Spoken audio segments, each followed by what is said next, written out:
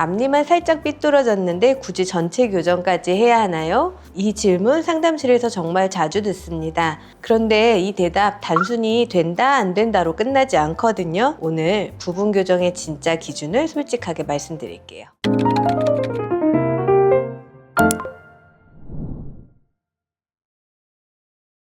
안녕하세요. 늘바른 교정치과 이소민 원장입니다. 부분 교정이라는 단어 한 번쯤은 들어보셨을 거예요. 6개월 교정, 앞니만 빠르게, 간단한 교정 같은 광고도 많이 보이고, 그래서 상담을 오시면 저는 앞니 2개만 살짝 틀어졌는데 부분 교정으로 충분하지 않을까요? 전체 교정은 부담스러워서요. 광고에서 보니 6개월이면 된다던데 진짜인가요? 이렇게 말씀하시는 분들이 많습니다. 그래서 오늘은 부분 교정과 전체 교정이 어떻게 다른지, 어떤 케이스에 부분 교정이 가능하고 어떤 경우엔 절대 안 되는지, 그리고 6개월 교정 같은 짧은 교정 광고를 어떻게 봐야 하는지까지 말씀드리겠습니다.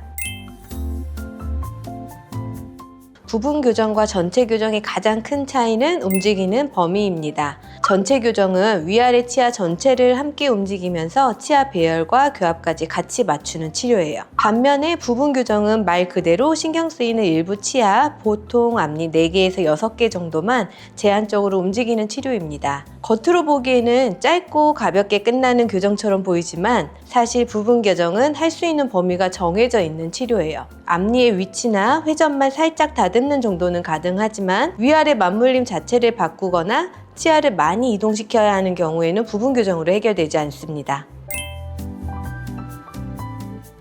첫 번째, 위아래 교합 자체에는 문제가 없는 경우입니다. 씹는데 불편함이 없고 위아래 치아가 정상적으로 맞물리는 상태에서 앞니만 살짝 틀어진 경우라면 부분 교정으로 충분히 정리할 수 있습니다. 두 번째, 이동 범위가 크지 않은 경우입니다. 앞니의 회전, 미세한 위치 조정, 작은 틈 정리 정도라면 부분 교정 범위 안에 들어갑니다. 세 번째, 과거에 교정을 받았는데 일부만 다시 살짝 틀어진 경우입니다. 전체적인 배열은 잡혀있고 한두 군데만 보정하면 되는 상황이면 부분 교정이 가장 효율적인 선택이 될 수 있어요.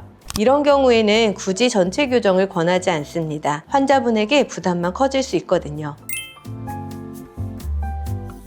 겉으로는 앞니만 문제처럼 보여도 사실 전체 교정이 필요한 경우들이 많이 있습니다. 이걸 모르고 부분 교정으로 진행하면 나중에 더 큰 문제가 생깁니다. 첫 번째, 위아래 맞물림이 안 맞는 경우입니다. 앞니가 비뚤어 보이는 진짜 원인이 어금니 교합에 있다면 앞니만 정리해도 금방 다시 틀어질 수 있어요. 두 번째, 돌출이 있는 경우입니다. 입이 앞으로 나와 있어서 앞니가 삐뚤어 보이는 거라면 공간 확보 없이 앞니만 움직이는 건 한계가 명확합니다. 세 번째, 치아 사이 공간이 부족한 경우예요. 가지런히 피려면 공간이 필요한데 그 공간을 확보하지 않고 무리하게 앞니만 움직인다면 잇몸 쪽으로 무리가 가거나 치아가 더 튀어나오는 결과로 이어질 수 있어요. 이런 케이스에 부분 교정을 진행하면 당장은 정리된 것처럼 보이지만 6개월이나 1년 안에 다시 틀어지거나 더 나빠지는 경우가 많습니다. 앞니만 문제처럼 보여도 원인이 어금니나 교합에 있다면 부분 교정으로는 해결되지 않습니다. 요즘 6개월 교정, 12개월 완성 같은 광고를 자주 보시죠? 솔직하게 말씀드리면 짧은 기간 안에 끝나는 교정은 부분 교정의 범위 안에 들어오는 케이스에서만 가능합니다. 광고에서 말하는 6개월이 거짓이라는 게 아니라 그 6개월이 가능한 케이스가 따로 있다는 뜻이에요. 위아래 교합이 안정적이고 앞니 배열만 살짝 조정하면 되는 경우라면 당연히 6개월 안에도 충분히 마무리할 수 있습니다. 하지만 광고만 보고 본인 케이스도 6개월에 끝날 거라고 기대하고 시작하시면 중간에 왜 더 길어지죠? 라는 상황이 생길 수 있어요. 그래서 짧은 교정 광고를 보실 때는 6개월이면 끝나나요? 보다 내 케이스가 부분 교정 적응증에 들어가나요? 를 먼저 물어보시는 게 맞습니다.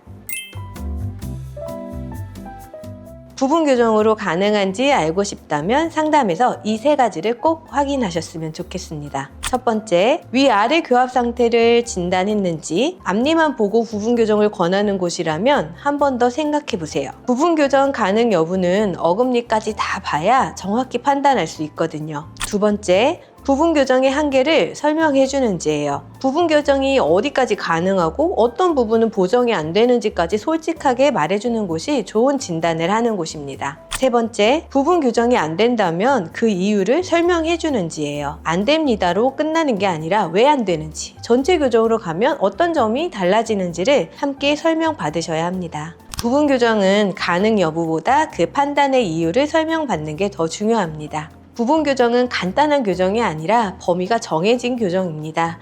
내 케이스가 그 범위 안에 들어오는지에 따라 부분 교정이 좋은 선택이 될 수도 있고 오히려 더 큰 문제로 이어질 수도 있어요. 광고만 보고 결정하시기보다는 정확한 진단을 받고 본인 상태에 맞는 방향을 찾으시길 권해드립니다. 오늘 영상이 부분 교정을 고민하시는 분들께 도움이 되셨으면 합니다. 늘바른 교정치과 이소민 원장이었습니다. 감사합니다.